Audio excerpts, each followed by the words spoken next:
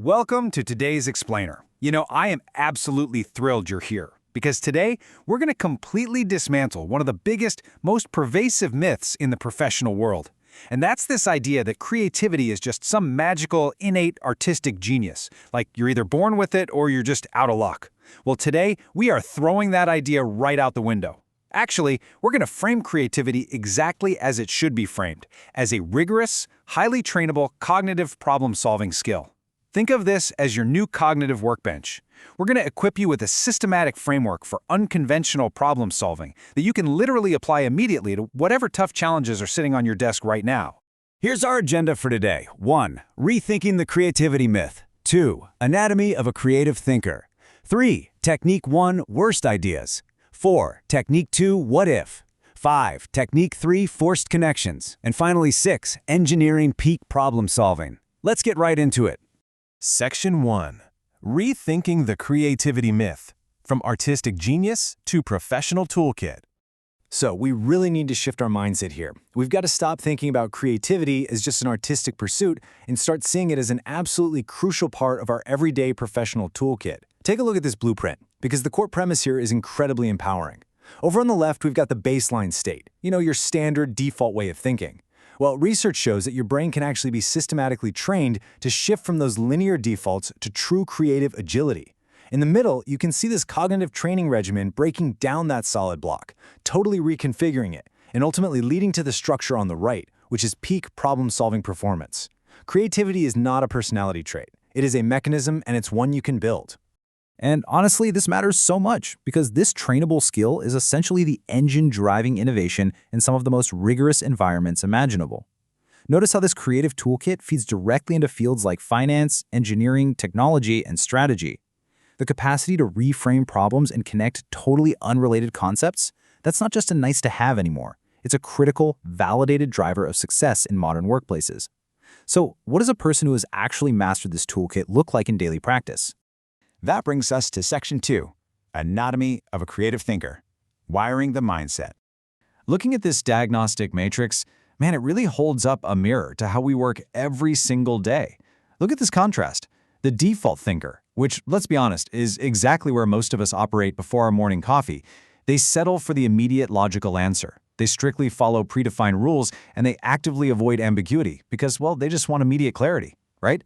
But look over at the creative thinker. Their first response isn't to settle at all. It's to actively push boundaries. Instead of adhering strictly to the rules, they're driven by this intense curiosity to challenge constraints. And crucially, they actually embrace ambiguity. They use it as a sandbox to test and experiment. This visual perfectly captures what we were just talking about in that matrix. When you encounter a problem, that massive gray wall, what we call the first logical answer, is right there blocking your path. It's the immediate, obvious solution. The default thinker hits that wall and just stops. But the mechanism of creative thinking operates totally differently. It actively pushes boundaries to escape the gravity of that obvious answer, literally leaping over the wall to land on a completely unconventional and usually far superior solution. So the really crucial point here is that to make that leap, you need a very specific mindset. And that brings us to divergent thinking. Basically, this is the act of brainstorming a massive variety of ideas without any immediate judgment, just to allow those unconventional possibilities to surface. Think of it as the core operating system you need to bypass your own mental filters. And to practice this, we have 3 very specific tools. Section 3. Technique 1. Worst ideas. The divergent funnel. All right, our first tool is designed specifically to aggressively remove performance pressure and perfectionism. Notice the divergent funnel diagram here. Normally, when we brainstorm, what do? We try to filter our ideas down to only the good ones, right? Squeezing them through this tiny opening. Well, this protocol flips that completely upside down. The objective on the action card is to intentionally brainstorm the absolute worst possible solutions to your problem. You are actively trying to generate terrible ideas. Now you might be wondering, why on earth would we do this? Well, when you intentionally think of the most ineffective solutions, something pretty magical happens in your brain. First off, you instantly remove the pressure to perform perfectly. You suspend all immediate judgment because, hey, the ideas are supposed to be bad. And by pushing your thinking so incredibly far beyond conventional boundaries, way out into the realm of the absurd, you accidentally stumble upon concepts that, with just a little tweaking, spark brilliant, highly viable, unconventional ideas. Ideas that you absolutely would have overlooked otherwise. Moving on to Section 4, Technique 2, What If? The Constraint Challenge. Okay, so once you've loosened up with some terrible ideas, it is time for our second tool. This one is engineered to intentionally dismantle predefined rules. Look really closely at how the status quo is represented here. You start with that solid gray cube. That represents the current limitations of your project. By asking extreme hypothetical questions, you effectively blow that cube apart. You explode it into its constituent pieces, which then allows you to totally reassemble it into that dynamic, interconnected structure on the right. And boom, you reveal previously invisible pathways. Here is exactly how you execute this, step by step. Step 1, identify the concrete constraints that are limiting your project right now. Step 2, attack them with extreme hypothetical questions. Ask things like, what if we had an unlimited budget? Or what if this product had to be used in total darkness? Step 3, adopt a mindset of pure, unadulterated curiosity to explore these wild scenarios without any judgment. And finally, Step 4, take the ambiguity generated by those answers and use it to completely reframe your original problem. It shifts you entirely away from rigid logic and right into open-minded exploration. Section 5, Technique 3, Forced Connections, the Synthesis Engine.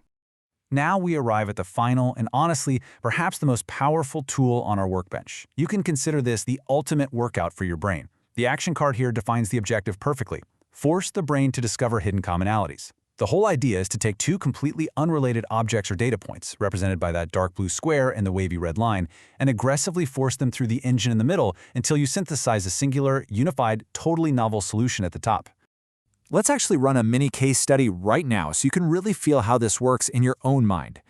Look at these two items. Object A is a standard metal paperclip. Object B is a 26.2-mile marathon. Now, these have absolutely nothing to do with each other, right?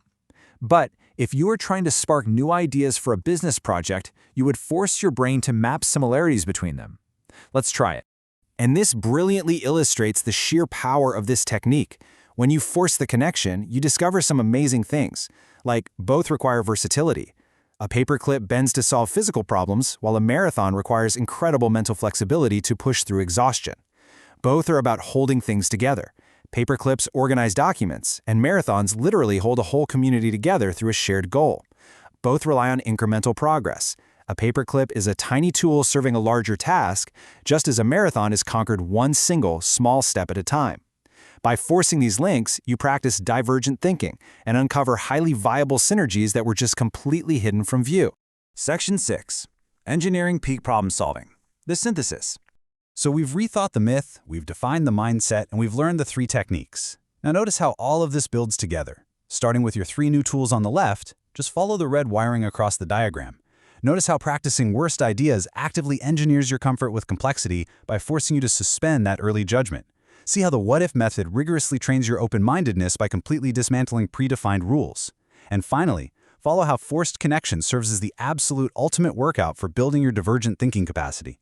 These are not just isolated tricks, folks. They form a systematic, highly interconnected circuit that literally wires your brain for peak problem solving. I want to leave you with this final, absolutely crucial question. Think about the projects you are working on right now. What is the biggest, most rigid, first logical answer trap currently sitting on your desk? You know the one. It's that obvious, boring solution that everyone expects but isn't actually innovative at all. Now, take a look at your newly built Cognitive Workbench. Which of these 3 tools, worst ideas, what if, or forced connections, are you going to use to completely dismantle it today? Remember, creativity isn't magic. It is a mechanism. Go build it. Thanks for joining me on this explainer, and I'll catch you next time.